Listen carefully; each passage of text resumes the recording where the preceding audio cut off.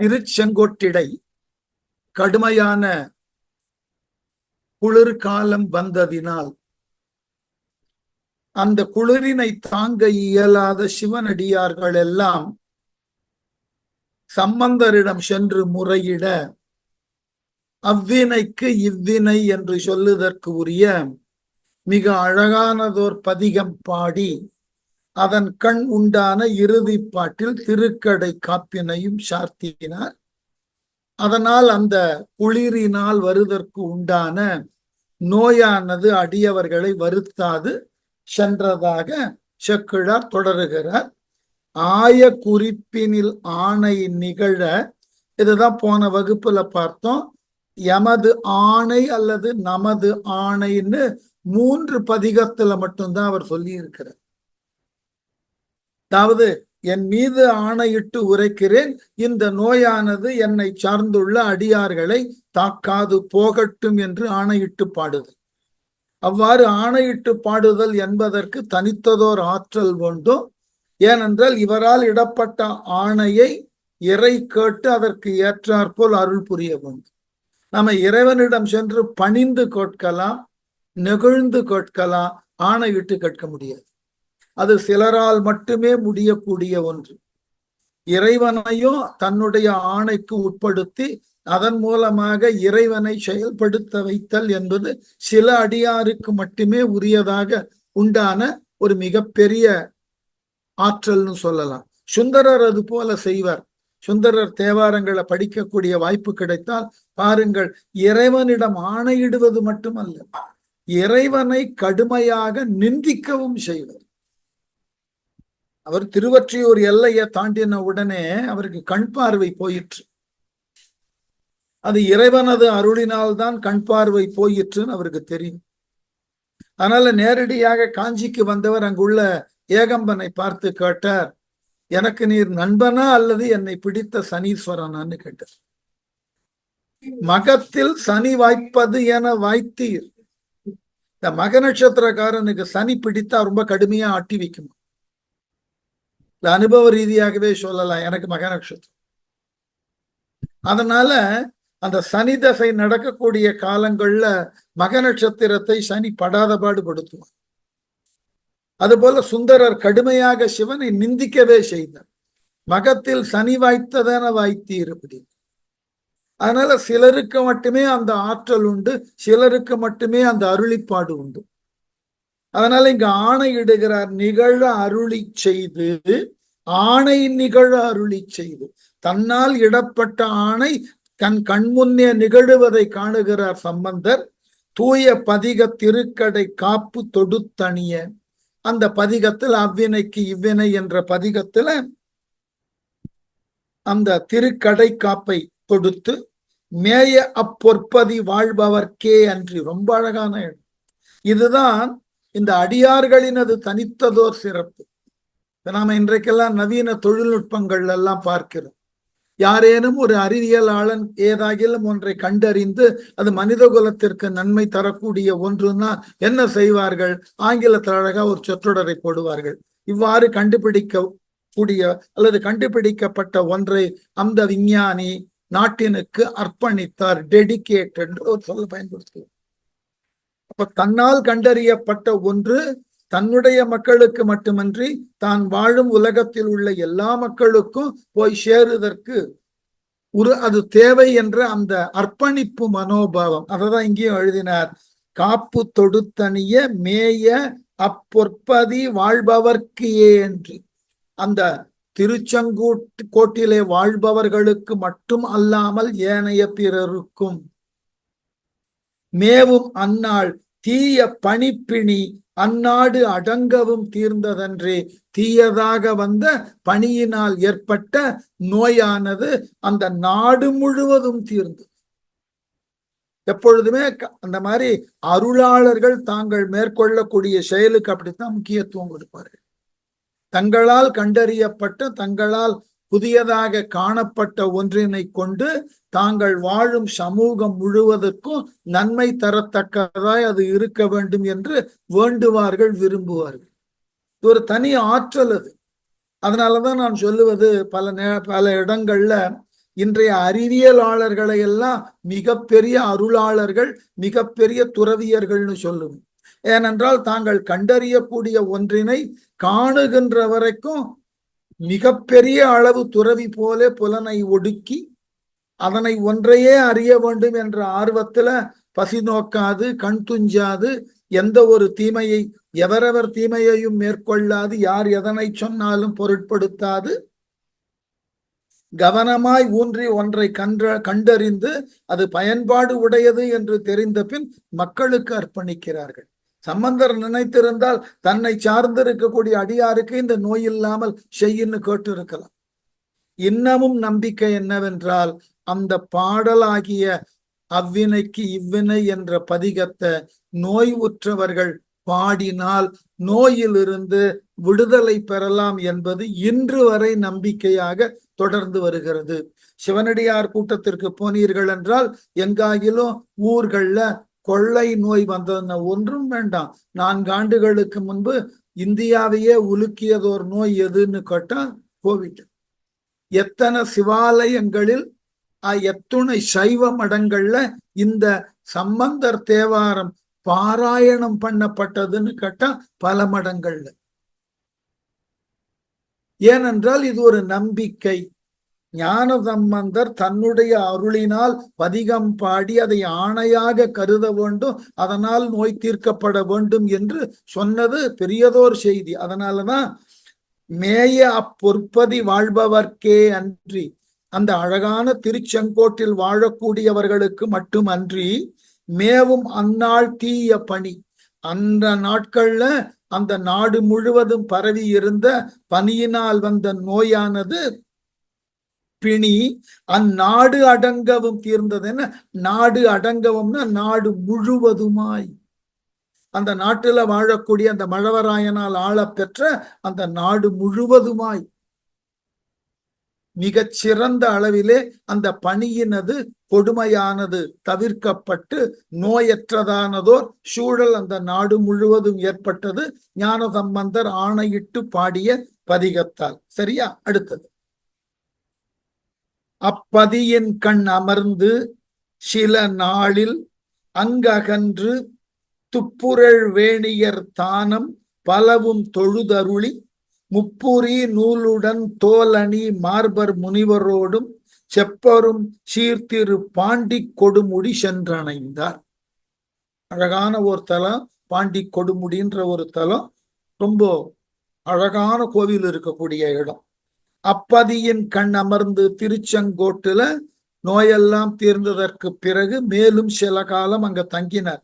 அமர்ந்து சில நாளில் அங்ககன்று, சில நாள் அங்கு தங்கியிருந்து அதன் பிறகு அந்த திருச்செங்கோட்டை விட்டு விலகி துப்புரள் வேணியர், துப்புனாக்க பவழம்னு, துப்பு உரள் வேணியர்னா பவழம் போன்று சிவந்த சடாமுடி, வேணின சடாமுடி, வேணியை கொண்டிருக்கக்கூடியவராகிய சிவபெருமான், சிவந்த சடாமுடியை கொண்டிருக்கக்கூடிய சிவபெருமான் வேணியர் தானம் பலவும் தொழுது. தானம் என்ற வடமொழிய தானம்னு தமிழ்ல எழுதும் மரபு. ஆகவே தானம் பலவும் தொழுது அருளி, ரொம்ப அழகான இடம். பல இறைவன் குடிகொண்டிருக்கக்கூடிய பல ஸ்தலங்களுக்கு போனார். அங்கு இறைவனை இவர் தொழுதார். அந்த தலங்களை இவர் வந்திருக்கிறார் என்று இவரை காண வந்த பக்தர்களுக்கு இவர் அருளினார். சொல்ல எவ்வளவு அழகா போட்டார், தொழுது அருளி. இவர் இறைவனை தொழுதார், தன்னை காண வந்தவர்களுக்கு எல்லாம் அருளினை தந்தார். ஆகவே தொழுதருளி முப்புரி நூலுடன் தோலணி மார்பர் முனிவரோடு, ரொம்ப அழகான இடம். மாந்தோலுடன் கூடிய முப்புரி நூல் அணிந்த மார்பை உடைய பிள்ளை யார்னு அர்த்தம், துறவி. ஞான சம்பந்தர் அந்த இளம் பிராயத்திலேயே அந்த மான் தோல்னு ஏன் சொல்லுகிறார்கள்னா, இது கொஞ்சம் அந்த வைதீக மரபு தெரிந்தால் தெரியும். வைதீகத்துல எதை நம்புகிறார்கள்னா, பிரம்மச்சாரியத்தினுக்கு என்று எடுத்துக்காட்டாக விளங்கியவர்கள் பிறவி காலத்திலிருந்தே, கருவிலிருந்தே பிரம்மச்சாரியம், பிரம்மத்தை உணர்ந்தவர்களாக இருவர் இருந்தார்கள்னு புராணம் சொல்லுகிறது. ஒன்று ரிஷ்யசிங்கர். மற்றொருவர் யாருன்னா சுக பிரம்ம ரிஷி. இந்த இருவரும் பிறக்கின்ற பொழுதே பிரம்மத்தை உணர்ந்தவர்களாக பிறந்தார்கள். அதனாலதான் அந்த ரிஷ்யசிங்கர்ன ரிஷ்யம் என்றால் மான் அர்த்தம். அந்த மானினது கொம்ப தலையில பெற்றவர். கம்பன் அழகா மொழிபெயர்ப்பாது, கலைக்கோட்டு மாமுனின்னு. கலைனாக்க மானுக்கு உண்டான வகையில ஒன்று, கோடுன்னா கொம்பு. அந்த கலை மானினுடைய கொம்பினை தலையிலே கொண்டவராக இருக்கக்கூடிய முனிவர் ரிஷ்யசிங்கர். இன்றைக்கு முதல்ல உபநயனம்னு ஒண்ணு செய்கிறார்கள் அல்லவா, பூநூல் அணி விழா. அந்த விழாவில் அந்த 7 வயது சிறுவனுக்கு பூநூல் அணிகின்ற பொழுது முதல்ல உலோகங்கள்ல ஆன பூநூல் போடுவார்கள். வெள்ளியினாலும் பொன்னினாலும் ஆன நூலை போடுவார்கள். அவைகள் எதற்குன்னா, அவையெல்லாம் அந்த பிரம்மச்சாரியத்தினுக்கு உண்டான ஒரு அழகான தற்காப்பினை தருதற்கு உண்டானது. அதான் உலோகத்துல போடு. அதை எடுத்து விடுவார்கள் உடனே. அதன் பிறகு நூல்ல போடுவார்கள். நூல்ல போடக்கூடிய அந்த பூநூல்ல ஒரு சிறு மான் தோலை கட்டி இருப்பார்கள். ருஷ்யம்னு பேர். அது புதியதாக நீங்க போய் பூநூல் போடுறவற்றை போய் பார்த்தீங்கன்னா தெரியும். சிறு மான் தோல் அந்த பூநூலோட சேர்த்து கட்டி இருப்பார்கள். அது நம்ம பூநூலோட உடம்புல பட்டு கொண்டிருக்கும். என்ன அர்த்தம்? நீ ரிஷ்யசிங்கனை போல் பிரம்மச்சாரிய விரதத்தை முழுமையுமாக கடைபிடிக்க வேண்டும் என்பதை நமக்கு குறிப்பால் உணர்த்துதற்கு.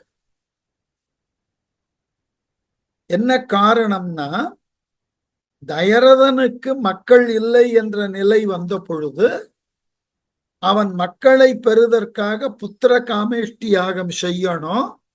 அந்த யாகத்தை செய்வதற்கு ரிஷ்யசிங்கர் வர வேண்டும். ரிஷ்யசிங்கருக்கு ஆண் பெண் பேதம் எல்லாம் தெரியாது.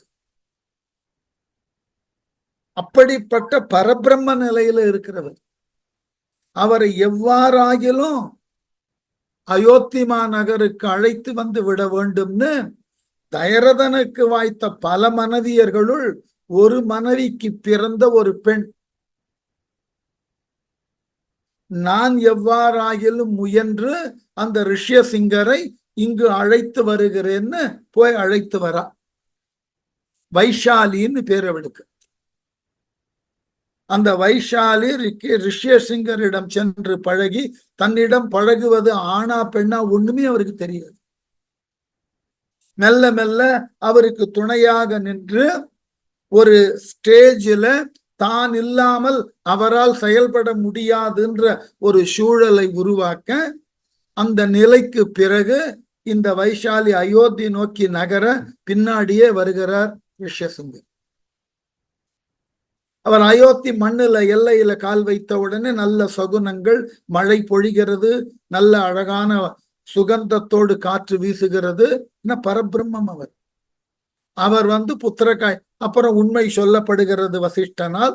சரி என்று கோபம் கொள்ளாமல் அவர் புத்திர காமேஷ்டி யாகத்தை செய்தற்கு உதவினார் என்றும், அதனால் தயரதனுக்கு 4 மக்கள் பிறந்தார்கள் என்பதும் ராமாயண கதை. அப்போ இந்த ரிஷ்யம் என்கின்ற ஒன்றை பூநூல்ல கட்டுவார்கள். அததான் இங்க குறிப்பா சொல்ற, முப்புரி நூலுடன் தோல் அணி. முப்புரி நூல் தான் பிரதானம். அதோட ஒரு தோலையும் சேர்த்து சிறு துண்டாகிய அந்த ருஷ்யத்தின் தோலையும் வைத்து கட்டுவார்களாம். அப்படிப்பட்ட மார்பர், அதனை மார்பிலே தாங்கியவராகிய ஞான சம்பந்தர் முனிவரோடும், அப்படிப்பட்ட மார்பர் ஏனைய பிற சிவனடியாரோடும்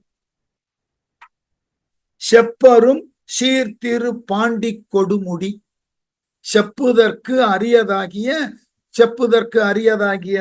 அந்த ஸ்தலத்தின் பெருமையை வாய் வார்த்தையினால் சொல்லுதற்கு அரியது. அத்தகைய சிறப்பு உடையதாகிய அந்த திரு பாண்டி கொடுமுடி என்ற தலத்திற்கு சென்றார்.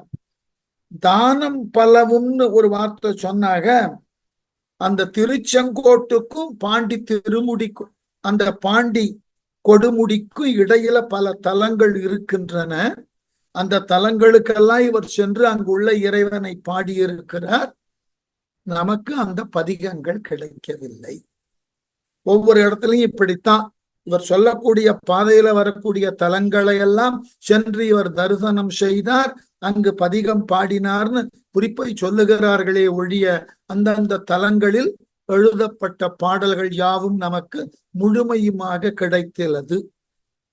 நான் ஏற்கனவே பல முறை சொல்லியிருக்கேன், நம் முன்னோர்கள் இவைகளை எல்லாம் ஒரு பொருட்டாவே எடுத்துக்கல. தன்னால் இயன்றது எழுதுவது, பாடுவது, அதை பின் வரக்கூடியவர்கள் தொகுத்து பாடினாலும் சரி, பாடாவிட்டாலும் சரி, தன் கடமை முடிந்ததுன்னு போனவர்கள். அதனாலதான் இப்ப கிடைச்சிருக்கக்கூடிய எல்லா தேவாரமும் முழுமையானதல்ல. மூவர் தேவாரமும் முழுமையாக கிடைக்கல. கிடைத்ததை வைத்து பகுத்து இருக்கிறோம், அவ்வளவுதான். அந்த புண்ணியத்தை நம்பி ஆண்டார், நம்பி கட்டி கொண்டார். அவரும் இல்லை என்றால் இன்னமும் பல தேவார பதிகங்கள் அழிந்து போயிடும். நம்ம இலக்கியங்கள்ல ஒவ்வொரு இலக்கியங்களையும் இந்த சிக்கலை பார்க்க முடியும். சங்க இலக்கியம்னா பரிபாடல் முழுமையுமா கிடைக்கல. 70 பாடல் என்ற குறிப்பு இருக்கு, கிடைச்சிருக்கிறதே 18 பாட்டு முழுமையுமா. மாதிரி புறநானூற்றுல ஒரு கிட்டத்தட்ட 12 பாடல்கள் நடுவுல சிதலடைஞ்சிருக்கு, முழுமையுமா கிடைக்கல. இது போன்றதாகிய பல பாடல்கள் இருக்கு. இப்ப நம்மிடம் இருக்கக்கூடிய தேவாரத்திலேயே சில பதிகங்கள்ல ஓரிரு பாடல்கள் இருக்கு, மற்றைய பாடல்கள் இல்லை. சில பதிகங்கள்ல 11 பாடல்கள்ல ஞானசம்பந்தரை பொறுத்த மட்டில் 11 திருக்கடை காப்போடு அதுல 1-2 பாடல்கள் இல்லாத பதிகங்களும் இருக்கின்றன, அப்படியே பதிப்பிக்கப்பட்டு இருக்கின்றன. கிடைக்கல, அவ்வளவுதான். எதனால் கிடைக்கல தெரியாது. நம் கைக்கு அந்த ஓலைச்சுவடிகள் அதை சரிபார்த்து பதிப்பிக்கின்ற பொழுது முழுமையுமாக இல்லை, அவ்வளவுதான். இதுல என்ன ஒரு பெரிய நேர்மையை பாராட்டணும்னா, முழுமையுமாக கிடைக்கலை, கிடைத்ததை கிடைத்த அளவிலேயே பதிப்பித்தார்கள். அது ஒரு விதத்துல நல்லது. இல்ல இவ்வளவு பதிகங்களை படித்ததன் பின் யாரேனும் ஒரு அறிஞருக்கு இது போல் தான் ஒன்றை உருவாக்க முடியும், உருவாக்கி சேர்த்து எழுதி இருக்கலாம். யாருக்கும் ஐயம் வந்திருக்காது. ஆனால் யாரும் அதை செய்யல. அதுதான் பெருமை. சங்க இலக்கியங்களை எல்லாம் ஊவேஷா பதிப்பிக்கின்ற பொழுது புறநானூற்றுல சில பாடல்கள்ல நடுவுல சொற்களை காணும். ஊவேசா நினைத்து இருந்தால் அது என்ன சொற்கள் இருக்கும்னு ஒருவாறு யூகித்து போட்டு இருக்கலாம். யாருக்கும் ஐயம் வந்திருக்காது. ஆனால் ஊவேசா அதை செய்யல. எனக்கு கிடைத்த ஓலைச்சுவடிகளில் இந்தந்த பாடல்களுக்கு இடையிலே ஒரு சில சொற்கள் கிடைக்கவில்லை, அவை அழிந்திருக்கின்றன என்ற நோக்கம் அப்படியே போட்டிருக்கு. அதனால இந்த மாதிரி பல தலங்களுக்கு சென்று பாடி இருக்கலாம். திருச்செங்கோட்டுக்கும் பாண்டி திருக்கொடுமுடிக்கும் நடுவுல பல தலங்கள் இருக்கு, இன்னமும் போய் பார்க்கலாம். அதுக்கெல்லாம் போய் பாடினதாக சேக்கிழார் குறிப்பு தரார். ஆனால் அந்த பதிகங்களில் எல்லாம் பாடப்பெற்ற அந்த தலங்களில் எல்லாம் பாடப்பெற்ற பதிகங்கள் நமக்கு கிடைக்கவில்லை. அதுதான் வருத்தம். சரி, அடுத்து பருவம் அரா பொன்னி பாண்டி கொடுமுடியார் தம்பாதம் மருவி வணங்கி வளர்த்தமிழ் மாலை மகிழ்ந்து சாத்தி விரிசுடர் மாளிகை வெஞ்சமா கூடல் விடையவர்த்தம் பொருவில் தானம் பல போற்றி குணதிசை போதுகின்றார். அப்படி கிழக்கு திசையில போற. எப்படியா? பருவம் அரா பொன்னி, ரொம்ப அழகான இடம். பருவம் அரா பொன்னி, பருவ காலங்களில் எந்த அளவிலும் தவறாது நீரினை கொண்டு தரக்கூடிய பொன்னின்னா காவிரி நதி. இதை விட அழகா சொல்லணும். அத பருவம் அறான்னாக்க இந்த அறான்ற சொல்ல ஈறுகட்ட எதிர்மறை பெயரச்சமா எடுத்துக்கொண்டால் அருந்தன்னு பொருளத்து. பருவமானது தவறினாலும் பொன்னி நதியானது தவறாமல் நீரினை தரும். அதுதான் பெருமை. இந்த கற்பனைக்கு என்ன காரணம்? நான் சொன்ன இந்த கருத்திற்கு சிலப்பதிகாரத்துக்கு முன்பு தோன்றின 10 பாட்டு. 10 பாட்டுல பட்டினப்பாலையில ஒரு குறிப்பை தரார் உருத்திரங்கண்ணனர். நமக்கெல்லாம் ரொம்ப வளமான கோளாக காட்சி தருவது எதுனாக்க சுக்கிரன். நம்ம கண்களால சுக்கிரனை பார்க்க முடியும். அதிகாலை பொழுது எழுந்து கடற்கரை பக்கம் போனீங்கன்னா சுக்கிரனுடைய கோள் தெரியும், வெள்ளி தெரியும். வெள்ளி முளைத்தது வியாழன் உறங்கிற்ற ஆண்டாளும் பாடுகிறாள் அல்லவா, அந்த வெள்ளியை நீங்க பார்க்கலாம். அந்த வெள்ளி கிழக்கு திசையில தான் தோன்றும். எழுதுறார் பட்டினப்பாலையில, அவ்வாறு தோன்றக்கூடிய அந்த வெள்ளி திசை மாறி மேற்குல தோன்றினால் ஒரு நாட்டுல பெரிய அளவுல பஞ்சம் வரும். அத உருத்திரங்கண்ணனார் எழுதினார், இந்த வெள்ளி திசை மாறி தோன்றினும் தன் வளம் மாறாமல் கொடுக்கக்கூடிய நீர்ப்பெருக்கை உடையது காவிரின்னு எழுதினார். காவிரி அந்த காலத்துல 365 நாட்களும் ஓடி இருக்கிறதுன்றதுதான் பெரிய சாதனை. இப்போ அந்த ஓடின காவிரியை பாடினவர்களை தான் நாம பார்க்க முடியும், அல்லது அந்த பாடினவர்களின் பாட்டை தான் கேட்க முடியும். இப்ப 365 நாளும் காவிரி ஓடுகிறதான்னா மணலாக ஓடுது. அதனால பருவம் அறான்னா பருவம் அருந்துன்னு பொருள் எடுத்துக்கலாம். ஒரு ஈறுகட்ட எதிர்மறை பெயரச்சமாக எடுத்துக்கொண்டால் பருவம் தவறினாலும் தான் தவறுதலை செய்யாத பொன்னி நதி, அதல்லவா பொன்னி நதிக்கு பெருமையா இருக்கணும். இல்ல பருவந்தோறும் நீரானது நீரை தந்து கொண்டிருக்கிற பொன்னி நதின்னா அப்புறம் என்ன காவிரிக்கு பெருமை? அதனால பருவமே மாறி நின்றாலும் தான் மாறாமல் நீர்வளத்தை தரக்கூடிய பொன்னி காவிரி, பாண்டி கொடுமுடியார் அந்த பொன்னி நதி பாய்தற்கு உண்டான காவிரி நதிக்கரையில் இருக்கக்கூடிய மற்றொரு தலம் பாண்டி கொடுமுடி. அந்த கொடுமுடியார் அந்த பாண்டி கொடுமுடியிலே அமர்ந்து அருள் புரிதற்கு உரியனாகிய சிவபெருமான் தம் பாதம் மருவி, அப்படிப்பட்ட சிவபெருமானின் திருவடிகளிலே விழுந்து வணங்கி, மருவுதல் என்றால் சேர்ந்து அணைந்து தொழுது வணங்கி, வளர்தமிழ் மாலை மகிழ்ந்து சாத்தி. ரொம்ப அழகான இடம் இந்த இடம்லாம். நான் வளர்தமிழ்னு போட்டேன். என்ன, தமிழ் நாளுக்கு நாள் வளர்ந்து கொண்டு இருக்கிறது. எங்க இலக்கணத்துல இதுக்கு பேர் வினைத்தொகைன்னு. நேற்று வளர்ந்த தமிழ், இன்று வளர்ந்து கொண்டிருக்கிற தமிழ், நாளையும் வளரும் தமிழ் இது. ஆகவே இது வளர்தமிழ். அப்படி தினம் தினம் வளர்ந்து கொண்டிருக்கக்கூடியதாகிய நல்லதோர் தமிழிலே மாலை மகிழ்ந்து சாத்தி, பாமாலையை மகிழ்வோடு இறைவனுக்கு இவர் சாத்தினார். எப்ப மகிழ்வு வரும் தெரியுமா? நமக்கு எந்த தேவையும் இல்லாதிருக்கின்ற பொழுது நம்மிடமிருந்து இயல்பாக வரக்கூடிய ஒரு பெரிய உணர்வு எதுன்னா மகிழ்ச்சி. நாம ஏதாயிலும் ஒரு தேவை கருதி ஒன்றை எதிர்நோக்கி ஒன்றை செய்கிறோம்னா ரொம்ப கவனமா செய்வோம், மகிழ்ச்சி இருக்காது. ஆனால் எந்த ஒரு தேவையும் இல்லாமல் எல்லோரும் நன்றாக இருக்க வேண்டும், எல்லாம் இன்புற்று இருப்பதன்றி வேறொன்றும் அறியேன் பராபரமேன்னு ஒருத்தன் நினைச்சு பாடினான்னா மகிழ்ச்சியா பாட முடியும். எந்த எதிர்பார்ப்பும் இல்லை, யாருக்கு நாம பணிய வேண்டாம், நமக்கு உண்டானதை நாம சுவாரஸ்யமா பாடிக்கொள்ளலாம். ஆகவே மகிழ்ந்து சாத்தி விரிசுடர் மாளிகை வெஞ்சமா கூடல் விடையவர், ஒளி வீசக்கூடிய மாடங்களை உடைய வெஞ்சமா கூடல் முதலாக சிவபெருமானினது ஒப்பற்ற இடங்கள். அந்த பாண்டி கொடுமுடியில இருந்த கோவில், அந்த கோவிலுக்கு உண்டான பெயர் என்னன்னா வெஞ்சமா கூடல் விடையவர். இந்த வெஞ்சமா கூடல் என்ற இடத்தில் எழுந்தருளி உள்ள ரிஷப வாகனத்திற்கு உரியவராகிய விடைன ரிஷபம். அப்படிப்பட்ட சிவபெருமானை பொருவில் தானம் பல போற்றி பல்வேறு தலங்களை எல்லாம் பாடிக்கொண்டே குணதிசை போதுகின்றார். கிழக்கு திசையில பயணித்தார். யாரு? சம்பந்தர். இந்த பாண்டி கொடுமுடியில பாடின பாட்டு எதுனாக்க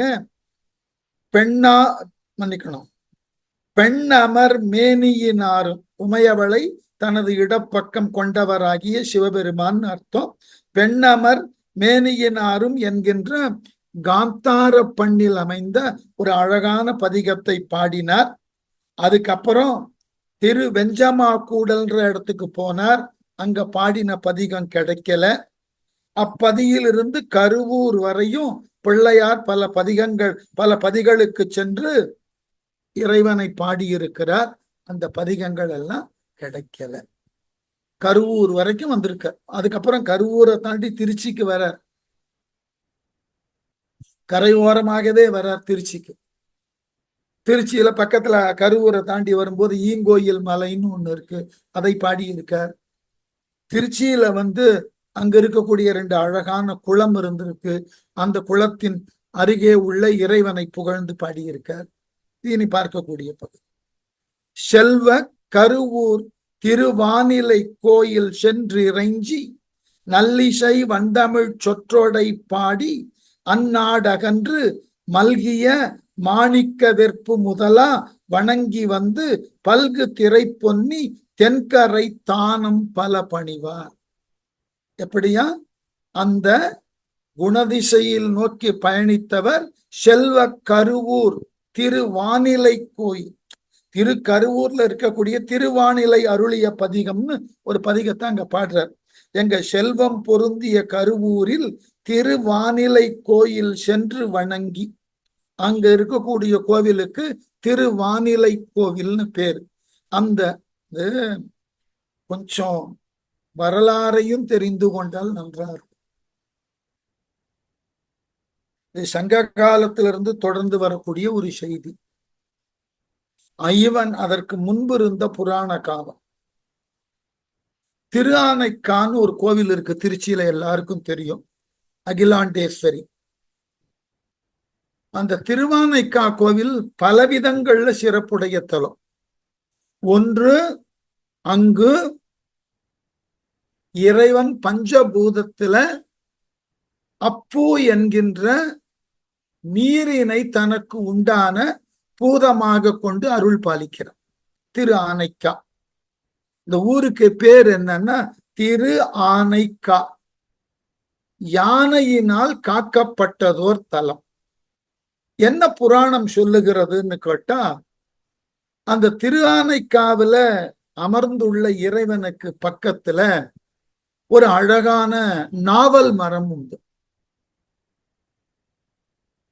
அந்த நாவல் மரத்திலிருந்து உதிர்ந்த இலைகள், உலர்ந்த மலர்கள் எல்லாம் இந்த லிங்கத்தின் மீது விழக்கூடாது என்று அந்த லிங்கத்தை பாதுகாக்க வேண்டி ஒரு சிலந்தி தினம் பெரியதோர் வலைய பின் அந்த கோவிலுக்கு அனுதினமும் வழிபாடு செய்தற்கு வந்த யானை தன்னால் இறைவனுக்கு நேரடியாக மலரை தன் கையினால் இட முடியாத அளவினுக்கு இந்த சிலந்தியானது வலையை பின்னி இருக்கிறதுன்னு கோபம் கொண்டு தினம் அந்த சிலந்தி வலையை இது அறுக்கும். இது சிலந்திக்கு கடுமையான கோபம். நாம் தினமும் இறைவனை பாதுகாப்பதற்காக இந்த வலையை பின்னுகிறோம், இதனை இந்த யானை அறியாமல் அழிக்கிறதுன்னு கோபம் கொண்டு என்ன ஆயிற்று, ஒரு நாள் இந்த யானையின் துதிக்கைக்குள்ள இது நுழைந்ததாக கதை. தன் துதிக்கையில நுழைந்த அந்த சிலந்தியினால் ஏற்படுத்தப்பட்ட துன்பத்தினை பொறுக்க இயலாத யானை தன்னுடைய துதிக்கையை ஓங்கி தரையிலே அறைந்து தானும் இறந்தது, துதிக்கையின் உள்ளிருந்த சிலந்தியும் இறந்தது. இது அந்த திருவானைக்காவில சொல்லப்பட்ட ஒரு ஸ்தல புராண செய்தி.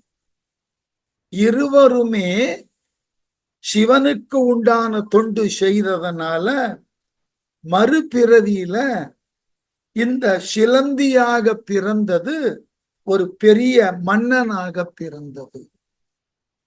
என்ன மன்னன்னா, அவன் பேரு சோழன் கோச்செங்கானான்னு பேர். கோன்னா அரசன், செங்கானான் சிவந்த கண்ணை உடைய.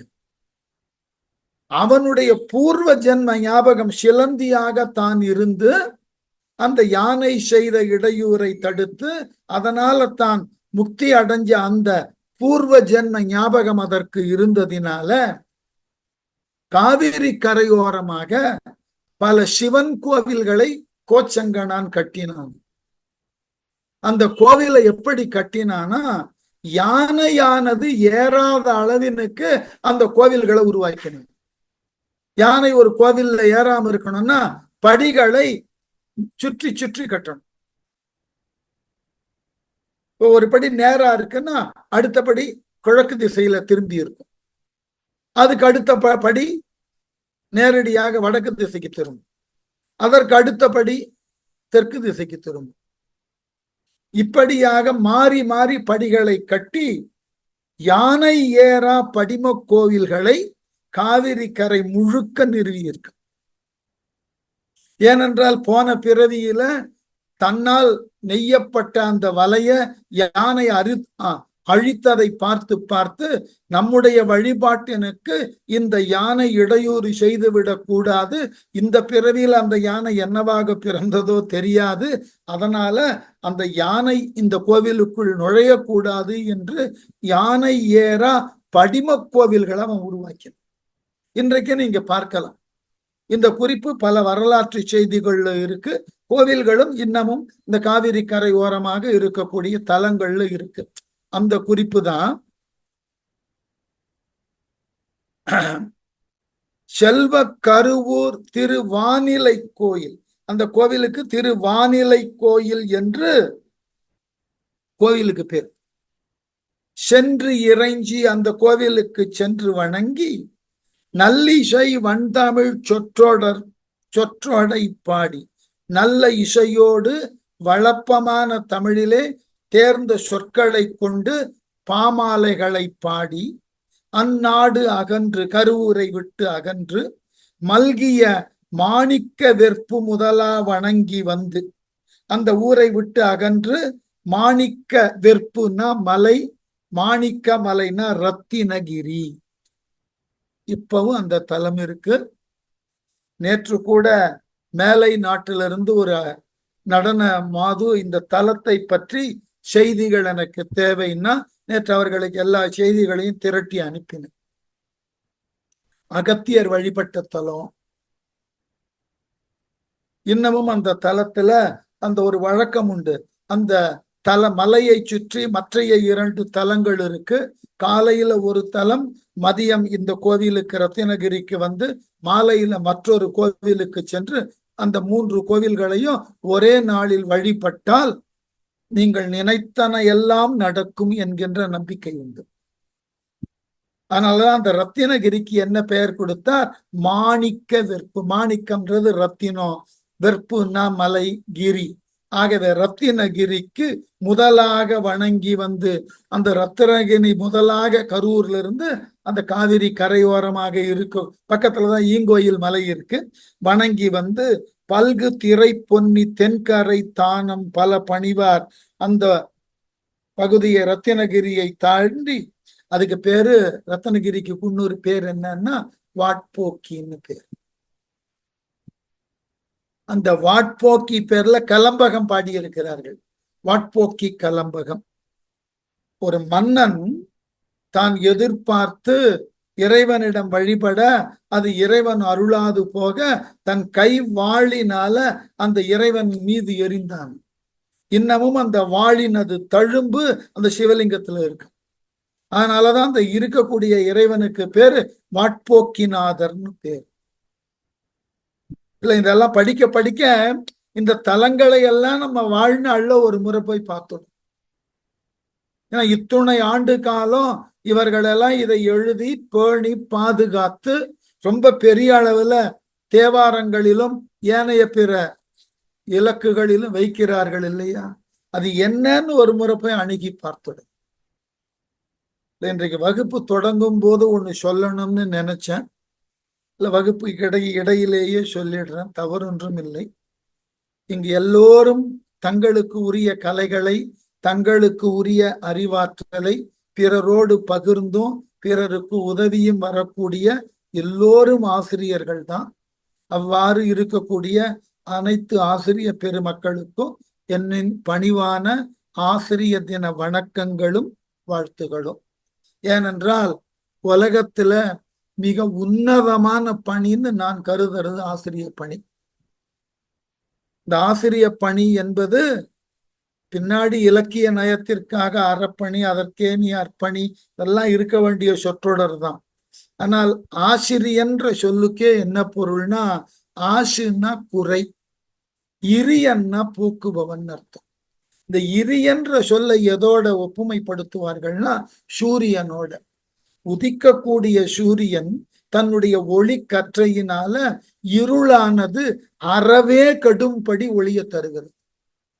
அதுபோல தன்னிடம் நாடி வரக்கூடிய மாந்தர்கள் மாட்டு உள்ள ஆசுகளாகிய குற்றங்களை முற்றிலுமாக நீக்குவதற்கு, முழுமையுமாய் நீக்குவதற்கு உரியனாய் எவன் இருக்கிறானோ அவன்தான் ஆசிரியன்.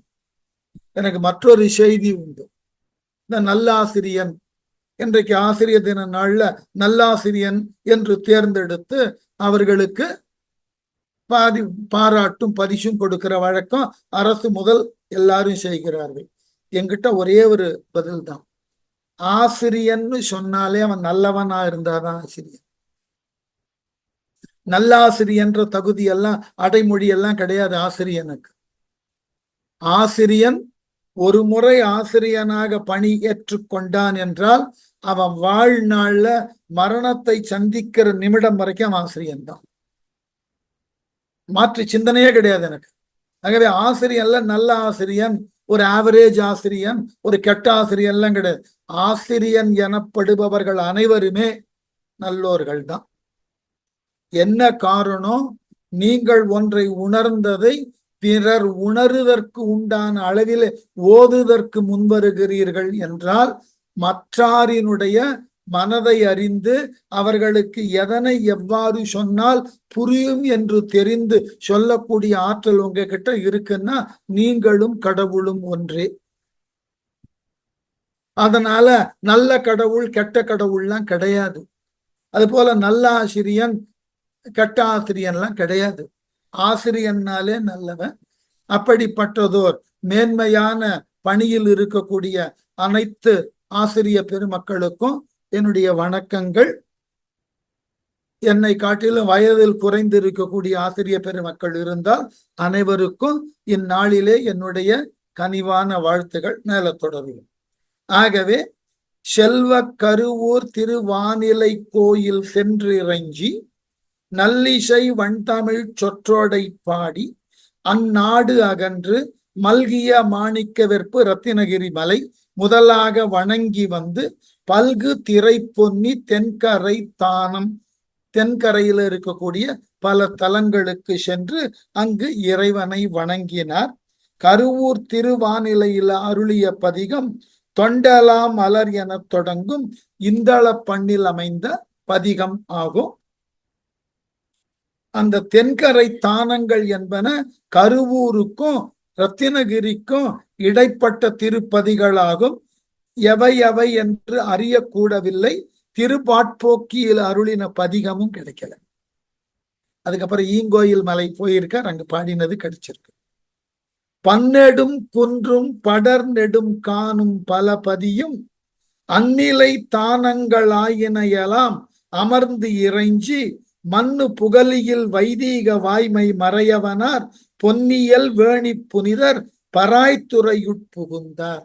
ரொம்ப அழகான இடம். இன்றைக்கும் இந்த பராய்த்துறை என்பது திருப்பராய்த்துறைன்னு பேரு. எத்துணை அன்பர்களுக்கு அந்த ஊரினது பெருமை தெரியும்னு எனக்கு தெரியாது. இன்றைய நவீன இந்தியாவிலே அந்த திருப்பராய்த்துறை என்பது மிக பெரியதோர் சிறப்பினை பெற்றதோர் தலம். சிவன் கோவில் ஒரு பக்கம். இன்று நடைமுறையில் அந்த தலத்திற்கு என்ன பெருமை தெரியுமா? அங்கு இருக்கக்கூடிய ராமகிருஷ்ண மடத்தினால் நிர்வகிக்கப்படக்கூடிய மிக அழகான பள்ளி. அந்த பள்ளியை அங்க உருவாக்கி அதனை மிக அழகான முறையிலே பராமரித்து மிக நேரிய முறையில அங்கு இருக்கக்கூடிய மாணவர்களுக்கு ஒழுக்கம், சுய கட்டுப்பாடு இவைகளை எல்லாம் படித்தாக வேண்டும் என்ற அளவிலே நல்வழிப்படுத்தக்கூடிய அளவில் உருவானதோர் பள்ளி. அதை உருவாக்கினவர் யாருன்னா அந்த ராமகிருஷ்ணா மிஷனை சார்ந்த சித்பவானந்தர் என்பவர். ஒரு காலத்துல சொல்லுவார்கள், வீட்டிற்கு அடங்காத பிள்ளைகள் யாரேனும் இருந்தால் உன்னை கொண்டு போய் திருப்பலாத்துறையில சேர்த்தாதான் சரி வருவேன்.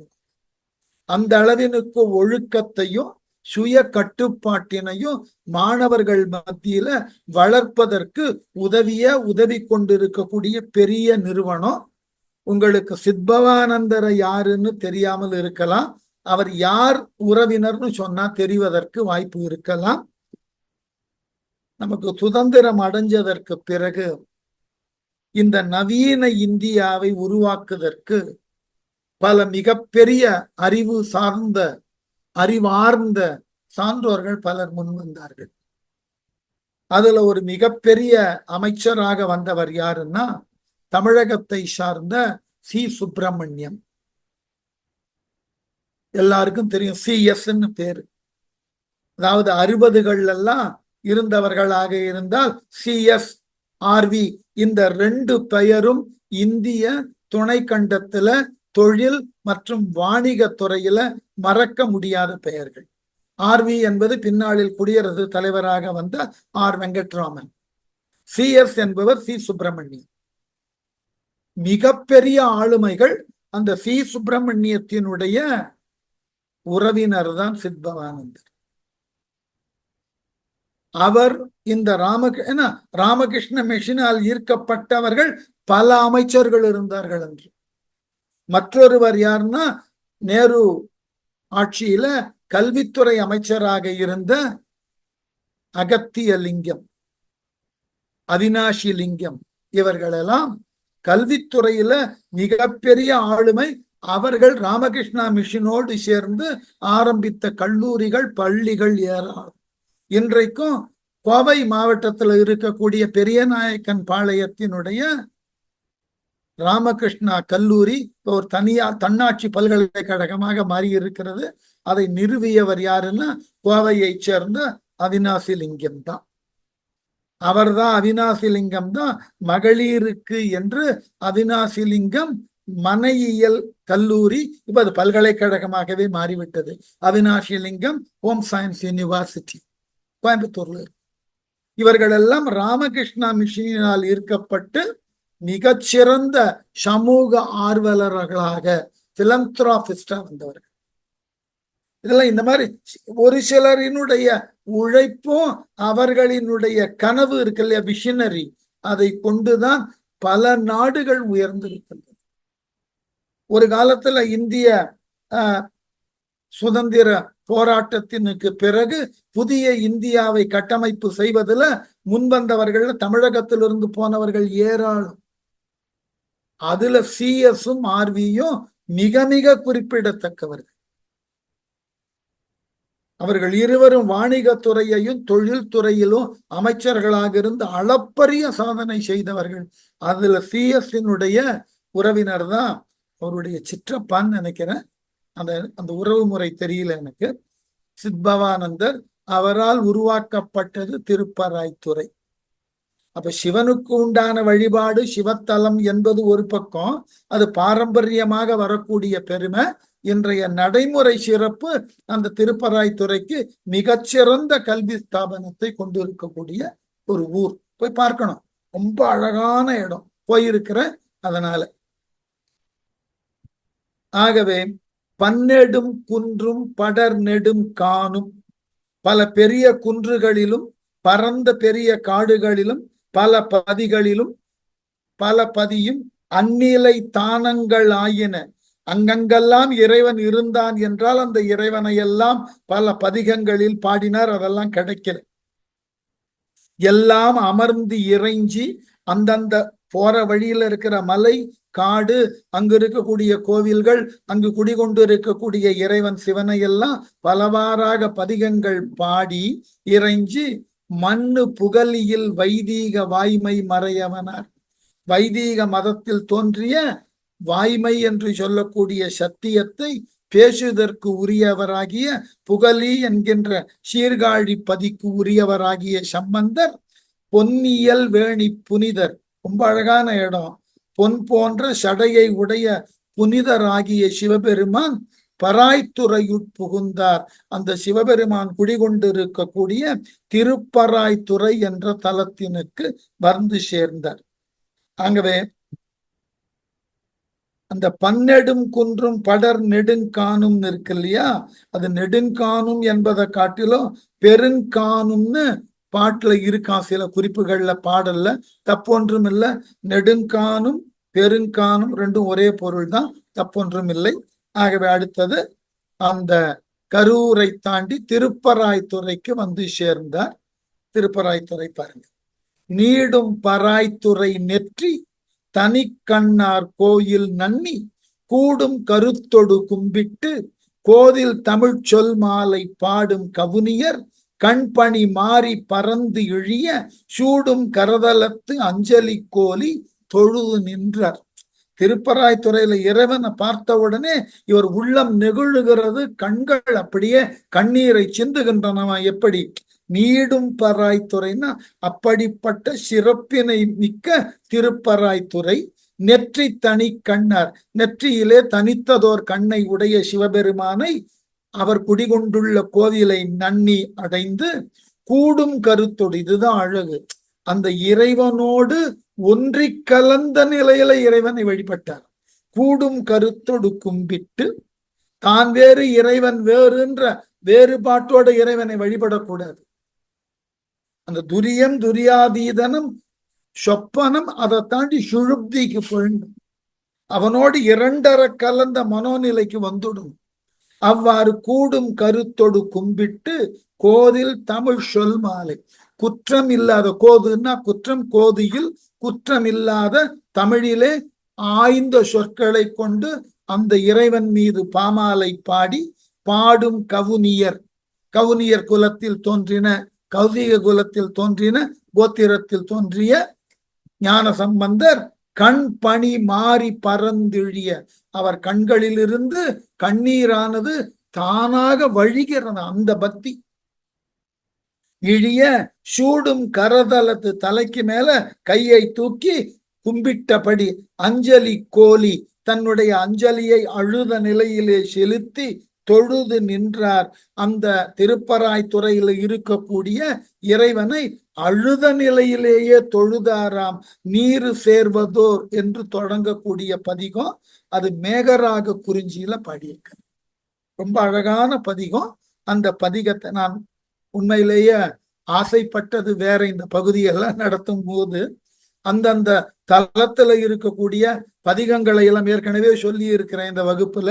அந்த பதிகங்களையும் தொட்டு காட்டி அதனுடைய ஒரு பாடலையாவது உங்களுக்கு எடுத்து சொல்லி அந்த தலத்தின் பெருமையை சொல்லணும்னு அப்படி தொடங்கினால் இது முடியாது.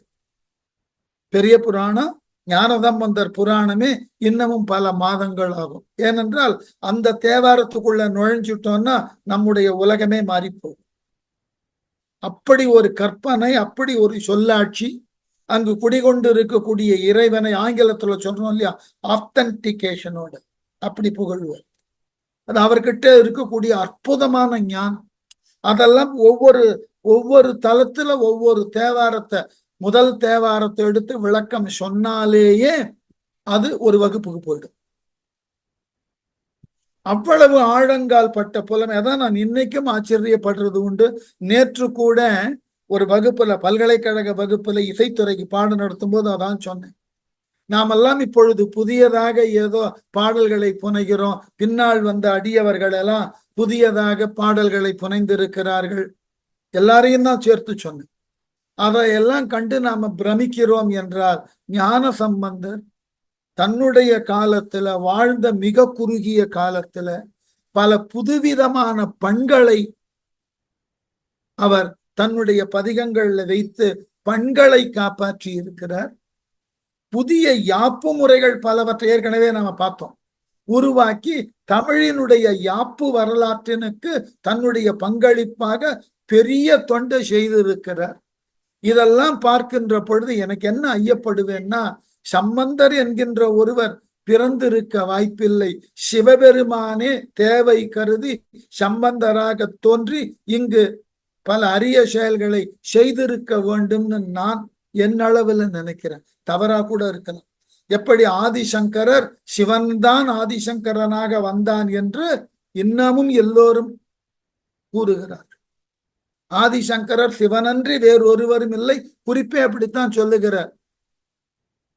கௌடபாதர் அந்த குறிப்பை தர கௌடபாதர் கிட்ட கோவிந்த பகவத் பாதர் சொன்னதாக குறிப்பு. கௌடபாதரிடம், உன்னிடம் ஆதி சிவனே சங்கரன் என்கின்ற பெயரிலே கற்க வருவான், அவனிடம் எல்லாவற்றையும் கற்பித்து நீ மோட்சத்துக்கு போன்ற. ஆகவே இன்னமும் நம்பிக்கை ஆதிசங்கரர் சிவன் தான் என்று.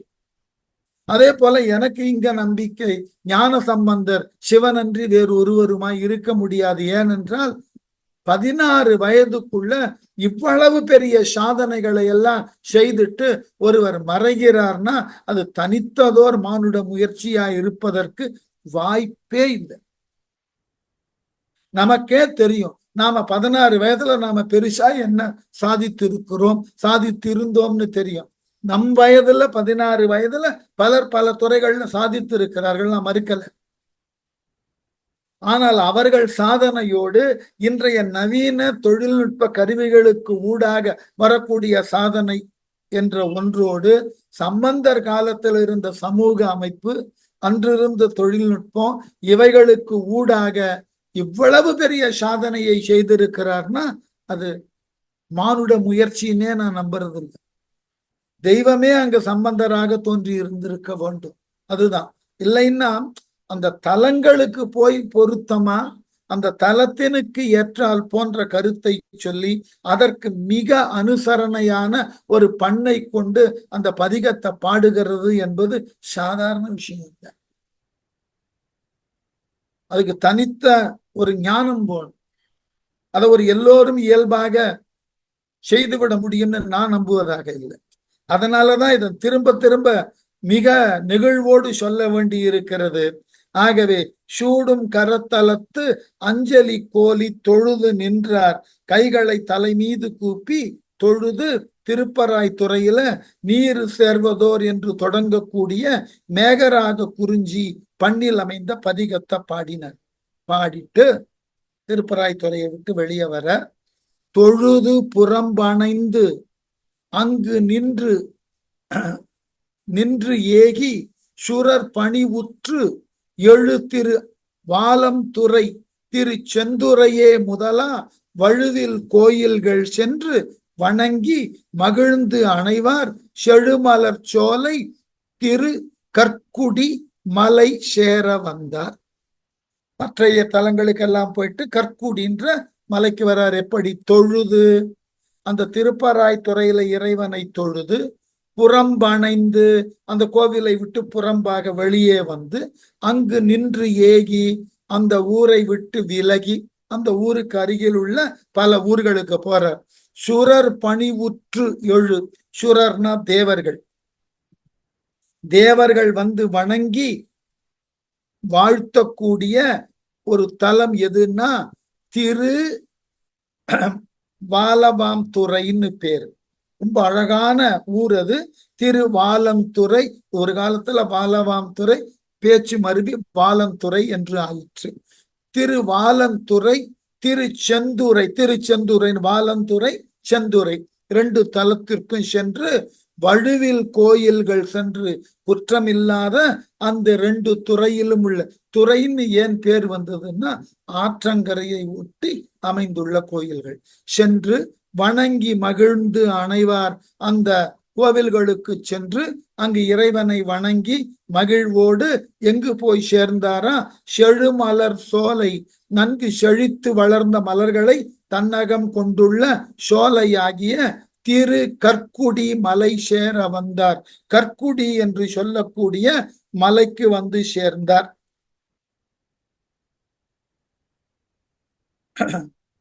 கற்குடி மலையில வர்றதுக்கு முன்னாடி அந்த திருச்செந்துரை, திருவாலந்துறை ஆகிய பதிகங்களுக்கு உண்டான சான்றுகள் கிடைக்கல. அந்த தலங்களில் பாடின பாடல்கள் நமக்கு கிடைத்துள்ளது. நிறைய விஷயங்கள் கிடைக்கலன்னு தான் சொல்லி வருந்த வேண்டி இருக்கிறது, கிடைக்கல. ஆகவே அந்த கற்குடி மலை சேர்ந்தார். அந்த கற்குடின்னு சொல்லக்கூடிய திரு கற்குடிக்கும் இடைப்பட்ட இடங்கள் இவைன்னு தெரியல. வாலந்துறை, செந்துரை, கற்குடி, இந்த 3 தலங்களுக்கும் இடைப்பட்ட பகுதிகளுக்கெல்லாம் நடுவுல உள்ள கோவில்களுக்கெல்லாம் இவர் சென்று பாடியிருக்கிறார். அந்த பதிகங்களும் கிடைக்கல. வாலந்துறை, செந்துறை, கற்குடி இந்த தலங்களுக்கும் உண்டான பாடல்கள் கிடைக்கல. என்ன பண்ணுவார்கள்? ஞானசம்பந்தரே அந்த வேலை பண்ணியிருக்கார், நாவுக்கரசர் அந்த வேலை பண்ணியிருக்கார். சில தலங்களுக்கெல்லாம் இவர்கள் சென்று அங்கு தனித்தனியா பதிகம் பாடாமல் பல தலங்களை தன் பதிகங்களை பாடிக்கொண்டே போய்விடுவார்கள். இந்த ஊருக்கு போனேன், இந்த ஊருக்கு அடுத்து இதற்கு போனேன் என்று தொடர்ந்து பாடிக்கொண்டே போய்விடுவார்கள். இந்தந்த தலங்களுக்கெல்லாம் சென்று நான் இறைவனை தரிசித்தேன் என்று அந்த தலங்களுக்கு உண்டான தேவாரத்தை நல்காமலேயே தலங்களுக்கு சென்றதாக. அதனாலதான் அதுக்கு பேரு வைப்பு தலங்கள்னு பேர். அந்த ஊர்ல போய் பாடின பாட்டு கிடைக்கல, பாடல அப்படின்னா அவைகளெல்லாம் தேவாரத்தில் இடம் பெற்ற வைப்பு தலங்கள். அந்த தலங்களை தேவாரத்தில் வைத்து பாடியிருக்கிறார்கள். அந்த தலத்திற்கு சென்றே பாடினவர்கள் அந்த தலத்து உரை இறைவனை பாடியிருந்தால் அது பாடல் பெற்ற தலங்கள்.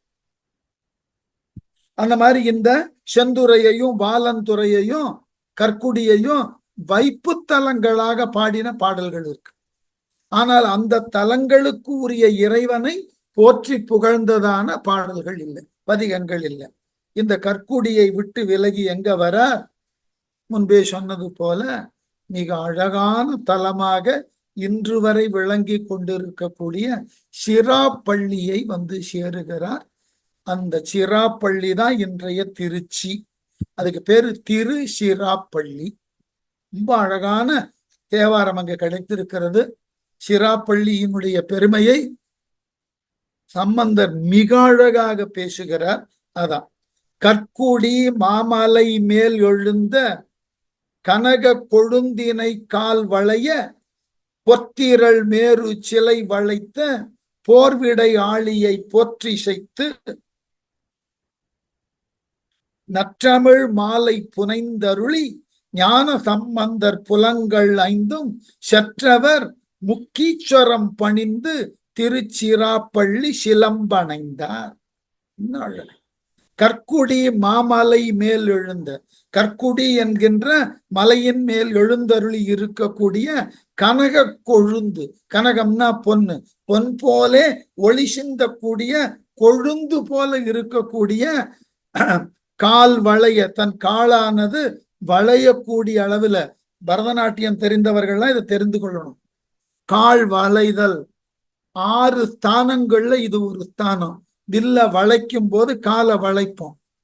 அவ்வாறு வரக்கூடிய ஸ்தானங்கள்ல ஒன்று கால் வளைய பொன் திரள் மேரு சிலை வளைத்த, பொன் போல் திரண்டு எழுந்த மேருமலையை வில்லாக வளைத்த போர் விடையாளியை, போர்க்களத்திலே ஆற்றலை காட்டக்கூடிய ரிஷப வாகனத்தை கொண்டுள்ள சிவபெருமானை போற்றி செய்து நற்றமிழ் மாலை புனைந்து அருளி, அந்த கற்குடியில இறைவன் மீது பாடின பதிகம் கிடைத்தது. அதுதான் வடந்திகள் மென்முலை என தக்கராக பண்ணில் அமைந்த அழகான பதிகம். அந்த இறைவனை பாடி போற்றி செய்து நற்றமிழ் மாலை புனைந்தருளி, நல்ல தமிழிலே அந்த இறைவன் மாட்டு பாமாலையை புனைந்து அருளி ஞான சம்பந்தர் புலங்கள் ஐந்தும், 5 புலன்களும் செற்றவர் தடுத்தவராகிய முக்கீஸ்வரம் பணிந்து, ஊருக்கு பேரு முக்கீஸ்வரம்னு பேரு, அந்த கோவிலையும் வணங்கி எங்கு வந்து சேர்ந்தார்? திருச்சிராப்பள்ளி சிலம்பணைந்தார். சிலம்புன்னா மலை, திருச்சிராப்பள்ளி என்கின்ற மலைக்கு வந்து சேர்ந்தார். வழியில அந்த கற்குடியை அடுத்து முக்கீஸ்வரம் வந்து அங்கு இறைவனை வணங்கி அதன் பின் திருச்சிராப்பள்ளி வந்து சேர்ந்தார். அந்த முக்கீஸ்வரத்துல பாடின பதிகம் சாந்தம் வெண்ணீரன என செவ்வழி பண்ணில் அமைந்த பதிகம் கிடைத்திருக்கிறது. அந்த முக்கீஸ்வரத்துல இறைவனை பாடி புகழ்ந்து இந்த பதிகத்தின் வாயிலாக இறைவனை வியந்து பாராட்டி அதன் பிறகு திருச்சி வந்து சேருகிறார். திருச்சிராப்பள்ளி என்கின்ற சிலம்புனா மலை, அந்த இடத்தினுக்கு வந்து சேருகிறார். செம்மணி வாரி அருவி தூங்கும் சிராப்பள்ளி மேய செழுஞ்சுடரை கைமலை ஈருரி போர்வை சாத்தும் கண்ணுதல் ஆரை கழல் பணிந்து மெய்மகிழ்வு எய்தி உளம் குளிர விளங்கிய சொற்றமிழ் மாலை வேய்ந்து கைமலர் கண்டர்தம் ஆணைக்காவை வணங்கும் விருப்பொடு வந்து அணைந்தார். எப்படியா? ரொம்ப அழகான இடம். செம்மணி வாரி அருவி தூங்கும், செந்நிறமான மணிகளை வாரி கொணரும் அருவிகள் பாய்வதற்கு இடமான திருச்சிராப்பள்ளி மலை. அதெல்லாம் இல்லைங்க. அங்க மலை மேல ஒரு கோவில், தாயுமானவர் கோவிலும் பிள்ளையார் கோவில், உச்சி பிள்ளையார் கோவில். அங்க இறைவன் தாயுமானானாக வந்து இருக்கிறார். தாயுமானார் கோவில் அது மலை மேல இருக்கு. அது ஒற்றை கல். அது சரியா? அந்த அருவி தூங்கும். முன்னெல்லாம் அருவி வழிந்த மலையாது, இப்ப அப்படியெல்லாம் இல்லை. செழுஞ்சுடரை ஒளி பொருந்திய கொழுந்து போல் எரியக்கூடிய சிவபெருமானை கைமலை ஈருரி போர்வை சாத்தும். கையை உடைய மலைன்னா எதுன்னா யானை. துதிக்கையை உடைய மலை போன்ற உருவத்தை கொண்டுள்ள யானையை ஈருரி, அந்த யானையை ஈர்ந்து அதனது தோலை போர்த்தவன். எங்க? வழுவூர் என்ற தலம். மயிலாடுதுறையிலிருந்து திருவாரூர் போறக்கூடிய பாதையில வழுவூர் இருக்கு. நடன உலகத்துல மிகப்பெரிய ஆசானை தந்த ஊர் ராமையா பிள்ளையை. அந்த வழுவூர்ல இருக்கக்கூடிய சுவாமி கஜசம்ஹார மூர்த்தின்னு பேரு. அது அட்ட வீரட்டத்துள்ள ஒன்று. அதுக்கு ஊர், அந்த வழுவூருக்கு பழைய பேர் என்னன்னா தாரகாவனம்னு பேர். அந்த விவரிக்கக்கூடிய இடம் வரும்போது சொல்றேன். ஈரூரி போர்வை சாத்தும், அதாவது யானையின் தோலை உரித்து அதை போர்வையாக சாத்தும் கண் முதலார் நெற்றியிலே கண்ணை உடையவரை கழல் பணிந்து, அவரினுடைய வீரார்ந்த கழலை பணிந்து மெய் மகிழ்வு எய்தி, உள்ளமெல்லாம் புலகாங்கிதம் அடைந்ததும் உடம்பெல்லாம் மயிர்கூச்சல் எடுத்ததா அப்படி வணங்கி உளம் குளிர மனதானது மகிழ்ச்சி அடைய விளங்கிய சொற்றமிழ் மாலை வேந்து, மிக அழகான சொற்களினால் அந்த இறைவன் சிவபெருமானை திருச்சியில பாடி பரவி கைமலர் கண்டர்தம் ஆனைக்காவை. ரொம்ப அழகான இடம். கைமலர் கண்டர்னாக்க, கையினாக்க கருமைன்னு அர்த்தம். கருமையான கண்டம்னா தொண்டை. ஆலகால விஷம் அருந்தினதுனால கைமலர் கண்டர்தம் ஆனைக்காவை. ஆலகாலம் விஷம் அருந்திய அந்த சிவபெருமான் குடிகொண்டிருக்கக்கூடிய திரு ஆனைக்கா என்ற ஊரை வணங்கும் விருப்பொடு வந்து அணைந்தார். திருவானைக்காவினுக்கு வந்து சேர்ந்தார். அங்கு இறைவனை வழிபட திருச்சியில் அவர் பாடின பதிகம் நன்றுடையானை தீயதில்லானை என்று திருச்சியில இருந்த 2 குளத்தோட பெயர். நன்றுடையான்னு ஒரு குளத்தோட பெயர், தீயதில்லான்னு இன்னொரு குளத்தோட பெயர். இவ்வேறு குளங்களை பெற்றுள்ள அழகான திருச்சிராப்பள்ளியை குறிஞ்சி பண்ணில பாடி அங்கிருந்து திரு ஆனைக்காவினுக்கு வந்து சேருகிறார். ஆனைக்கா செய்தியை அடுத்த வகுப்புல தொடரும்.